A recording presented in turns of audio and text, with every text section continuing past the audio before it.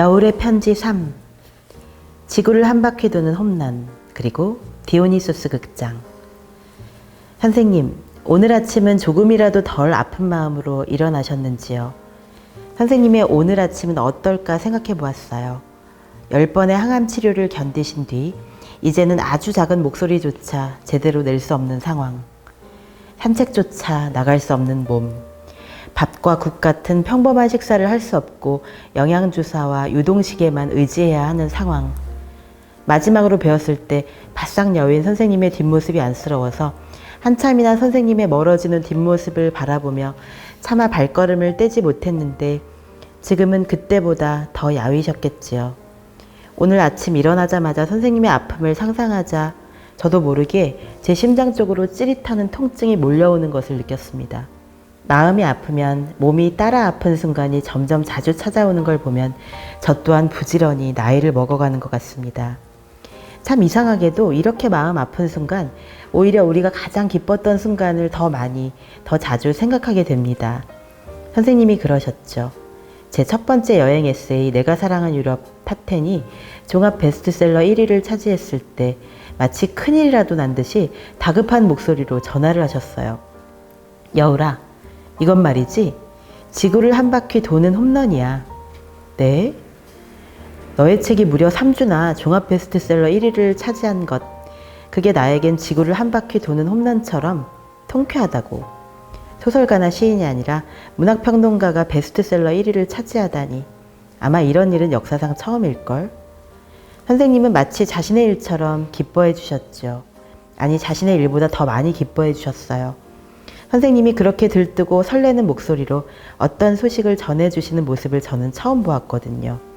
저에게 좋은 일이 생길 때마다 선생님의 커다란 두 눈이 더 커다랗게 부풀어 오르던 그 모든 순간이 제 마음속에서 아름다운 추억의 별자리를 그립니다. 이런 순간도 있었지요. 선생님과 나, 이승원 사진작가, 이렇게 우리 세 사람이 함께 2달 동안 유럽 여행을 하던 나날이었어요. 선생님은 셰익스피어에 관련된 책을 준비하고 계셨고 저는 헤르만 헤세에 관련된 에세이집을 준비하며 취재차 여행을 하고 있었죠. 우리는 베니스 기차역에서 새 노트북 컴퓨터와 지갑과 휴대폰까지 다 도둑맞은 참변을 겪고 잔뜩 풀이 죽은 상태였지요. 돈도 휴대폰도 아까웠지만 선생님이 선물해 주신 바람막이 점퍼와 엄마가 제 대학원 졸업을 축하하며 선물해 주신 만년필 같은 소중한 물건들도 함께 도둑맞아 마음이 좀처럼 진정되지 않았어요. 뭐 하나 아깝고 속상하지 않은 물건이 없었지만 가장 원통한 것은 사진작가 이승원 선생님이 한 달 넘게 찍어둔 무려 1만 컷의 사진이 저장된 애플 노트북을 도둑맞은 것이었죠. 베니스 경찰에도 신고하고 없어진 휴대폰을 향해 문자 메시지도 여러 번 보냈지만 찾을 길이 전혀 없었지요. 우리의 소중한 추억과 정겨운 담소가 하나하나 서려있는 그 모든 사진을 다시는 찾을 수 없다는 것. 그 끔찍한 사실을 도저히 받아들일 수가 없었어요. 우리 셋 모두 한동안 아무 말도 하지 못했지요. 며칠 후 아테네에서 역시 선생님이 저를 그 깊은 절망의 수렁에서 구해주셨습니다.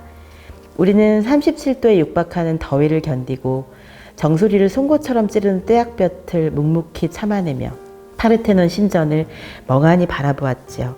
파르테논 신전은 무어라 말할 수 없는 웅장함으로 우리 앞에 버티고 있었지만 이상하게도 생각만큼 감동적이지는 않았어요. 아직 베니스의 그 참담한 도난 사건으로 인한 충격이 가시지 않았기 때문이었지요. 오히려 파르테논의 웅장함이 너무도 작고 작은 인간, 가방 하나를 도둑맞고 그 고통에서 벗어나지 못하는 제 옹졸한 마음가짐을 비웃는 것만 같았거든요. 파르테논 신전이 육중하고도 거대한 위용으로 제 앞에서 아른거릴수록 저는 더 작아지고 초라해졌어요. 그런 제 마음이 비로소 여유를 찾아가기 시작한 순간은 오히려 기나긴 헤맴 끝에 디오니소스 극장을 찾은 뒤였어요. 무더위 속에서 그토록 헤매다가 마침내 디오니소스 극장을 찾는 데 성공한 사람은 역시 이승원 선생님이었지요. 제가 길을 잃을 때마다 항상 인간 내비게이션이 되어주는 사람이니까요. 파르테논 신전에서는 그렇게 바글거리던 여행자들이 디오니소스 극장에 이르니 싹 사라졌지요. 그 광활한 디오니소스 극장에는 우리 셋밖에 없었습니다. 이곳에서 오이디푸스와 안티고네를 비롯한 수많은 그리스 비극이 상연되었을 거라는 생각이 들자 저도 모르게 마음속에서 수천 년 전의 그리스 사람들을 상상하게 되었습니다.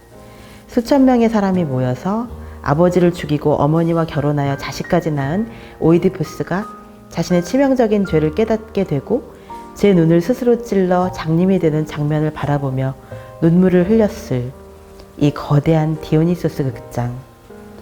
떠들썩하게 보수공사 중인 파르테논 신전과 달리 디오니소스 극장은 초라한 폐허 그대로 거의 방치되어 있었지요. 평민들이 앉았을 법한 일종의 이코노미석과 귀족들이 앉았을 법한 일종의 VIP석은 확연히 달랐지요.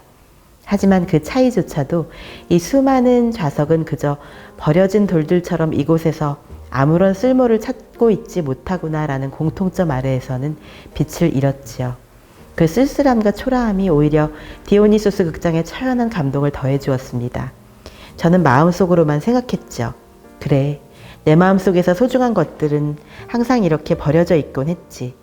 그래서 더욱 아껴주어야 해. 사람들은 이곳을 소중하게 여기지 않으니까. 그 쓸쓸한 폐허 위에서 저는 비로소 그 모든 물건을 도둑맞은 슬픔을 잊을 수 있었습니다. 이렇게 텅 빈 비감에 잠겨 있는데 선생님이 갑자기 미소를 지으시며 팔굽혀펴기를 힘차게 시작하셨습니다. 이승원 선생님과 저는 어안이 벙벙해졌지요. 선생님, 오늘 날씨가 너무 더워서 더 힘드실 텐데 갑자기 웬 팔굽혀펴기를 이렇게 열심히 하세요. 선생님은 70대의 나이를 믿을 수 없을 만큼 그야말로 몸 가볍게 10번의 팔굽혀펴기를 끝내신 뒤 이유를 말씀해 주셨죠. 이건 승원이를 향한 감사의 세러머니야. 승원이 아니었으면 우리 이 아름다운 디오니소스 극장을 못 볼 뻔했잖아. 우리는 그 순간 누가 먼저랄 것도 없이 박장대소했지요. 너희들이 베니스에서 가방 잃어버린 것 때문에 너무 상심한 것 같아서. 하지만 우리가 언제 이렇게 또 기나긴 여행을 이렇게 멀리 올 수 있겠니? 여울이에게도 고마워. 여울이가 우리 세 사람을 위한 여행을 하나부터 열까지 다 준비하고 비행기 예약부터 시작해서 각 나라별 숙소 예약, 기차 예약까지 미리 다 해놓았잖아. 게다가 내가 이번 여행 중에서 가장 기대한 장소 중 하나가 바로 여기 디오니소스 극장이었거든. 아까 우리가 헤맬 때 혹시 디오니소스 극장을 못 찾으면 어떡하나 너무 걱정스러웠거든. 이제는 아무 여한이 없어. 너희들과 이 멋진 여행을 함께 할 수 있어서 정말 기쁘거든. 고생한 너희들 마음이 쓰리겠지만 그래도 잃어버린 가방은 그만 잊어버리자. 사진은 또 찍으면 되고 우리가 본 것들은 어디 멀리 도망가는 것이 아니라 우리 마음속에 있잖아. 그래요, 선생님. 우리 마음속에 있는 그 찬란한 유럽의 풍경들은 그 어떤 도적대도 결코 빼앗아가지 못할 거예요. 제가 우리 세 사람의 여행을 준비하면서 유난히 긴장할 수밖에 없었던 이유는 우리 셋의 유럽 여행이 처음이자 마지막이 될 것 같은 이상한 예감 때문이었어요. 승원과 저는 몸만 건강하다면 언제든 다시 떠날 수 있지만 고령의 선생님을 모시고 이렇게 긴 여행을 다시 떠나는 것은 현실적으로 어려울 것 같았거든요. 그 슬픈 예감이 이렇게 현실이 되어버리자 우리들의 그 찬란한 디오니소스 극장, 그리고 선생님의 잊을 수 없는 감사 세러머니가 새삼 쓸쓸한 미소를 머금게 합니다. 그때는 그 돌멩이 투성이 거친 벌판에서도 팔굽혀펴기 10개쯤은 식은 죽 먹기였던 선생님의 그 눈부신 체력이 그립습니다. 그건 참 뜻밖의 기쁨이었어요. 뭔가 예상 밖의 화려한 이벤트가 생긴 것도 아니고 뭔가 실용적이고 효율적인 성과를 올린 것도 아닌데 디오니소스 극장에서 우리가 함께 누린 그 기쁨은 제 마음속에서 저절로 타오르는 영혼의 반딧불이 되어 오래오래 환하게 빛났습니다. 인생에서 그토록 아름다운 시간이 다시 오기 어렵다는 것을 이제야 저는 뒤늦게 깨닫습니다. 다시는 되돌릴 수 없는 찬란한 추억의 불꽃, 그 중심에 우리들의 디오니소스 극장이 환하게 빛나고 있습니다.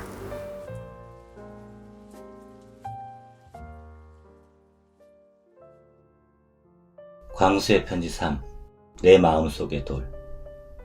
여울에게 금년에 나온 미국 시집들 몇 권 읽었다는 얘기 한 적 있나? 요즘 세미나 마치고 신사동 쪽으로 가면서 미국 시의 소탈함이랄까? 사물적 명료성을 떠올리면서 그에 비하면 우리 시들은 대체로 뭔가 심각한 것을 깊이 간직하고 있는 듯한 포즈가 두드러져 보이는 경향이 있다고 말했던 것 같은데. 맞아. 그러면서 캐롤린 포체의 돌들의 박물관이란 시에 대해 조금 이야기했던 것 같아. 살아있음이 특별히 고마울 때가 있는데 이런 시를 번역할 때도 그렇다. 나도 가끔 돌을 주울 때가 있는데 그런 행위가 왠지 떳떳하지 않게 느껴지기도 했어. 나의 행위가 막연한 소유욕 또는 저 돌에 대한 매혹은 나밖에 못 느낄 테니까 내가 가져가야지 하는 아전인수적 이기심이나 오만의 결과일 수도 있다는 느낌이 들기도 했거든. 그렇게 돌은 보편적 욕망의 대상이 되고 있어. 황금을 보기를 돌같이 하라는 말의 맥락에서 보면 돌은 아무도 소유욕을 느끼지 않는 흔한 사물일 뿐이야. 그런데 이 시의 맥락에서 보면 나는, 당신은, 우리는 돌에 대한 막연한 욕망을 가지고 있어. 그 욕망은 돌 자체일 수도 있고 특별한 기억을 떠올리게 하는 매개물일 수도 있어. 그런데 내가 돌에 이끌리는 것은 그것들을 손에 쥘 때 느껴지는 어떤 감각적인 느낌이야. 그 느낌은 때론 아주 거창해. 지구를 만지고 있는 듯한 느낌, 때론 돌이 장구한 시간의 응축처럼 느껴지기도 해. 물가에서 주워온 둥글고 매끈한 돌들이 그래. 그 돌들이 그런 모양을 갖게 되었을 때까지 얼마나 오랜 시간이 흘러갔을까 하는 생각이 그런 느낌을 자아내는 거지. 내 방에도 대여섯 개의 돌들이 있어. 산이나 물가 또는 산책길에 주워온 것들이야. 그냥 보기만 하는 것도 있고 특별한 용도로 쓰이는 것도 있어. 갸름하고 납작한 것은 운진으로 쓰기도 해. 그리고 묵직하고 단단하고 차갑게 보이는 돌은 무더운 여름밤 손에 쥐고 자기도 해. 가장 특이한 것은 선혈이 엉겨 붙은 듯 보이는, 그래서 가시밭길 헤쳐온 듯 보이는 앙상한 발 모양의 돌이야. 아차산 자락을 걷다가 팥죽 같은 황토에서 삐죽 머리를 내밀고 있는 것을 뽑아보니 그런 모양이었어. 그 돌을 보면 십자가를 지고 골고다에 올랐던 예수의 발이 절로 떠올라. 돌을 보면 마음이 차분하게 깊어지는 느낌이 들게 되는 건 그 속에 응축된 장구한 시간성, 견고하면서도 세부치와는 다른 마모성을 지니고 있기 때문이 아닐까. 그래서 모양도 감촉도 가지각색인 그것들이 수집 대상이 되기도 하는 것은 아닐까. 돌을 손에 쥐면 때론 그게 지구의 뼈조각처럼 느껴지기도 해.